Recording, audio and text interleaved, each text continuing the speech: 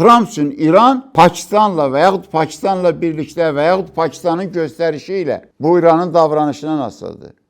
Pakistan, Çin, Hindistan üstündə oyun aparacaq. Trump'ın en büyük problemi Çin'dir. Trump'ın en büyük Çin'le bağlı meselede de en büyük arzuladığı Hindistan'ı Çin'in üstüne salmaqdır. Bunun da Trump'ın düşüncesine göre bunun da açarı Pakistan'ın eldədir. Yani Pakistan vasitəsilə bu mesele nizamlayabilir. İran'ın neftin gazını Pakistan vasitəsilə Hindistan'a gönderəcək ya da Pakistan vasitəsilə Hindistan'a hərbi təzyiq edəcək. Hansı olsa, qamçı qoğal, hansı başlısa.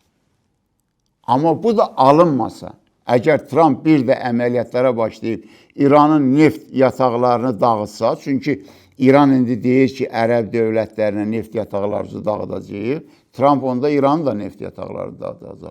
O zaman İran'ı Rusiyanın üstüne koyacaq.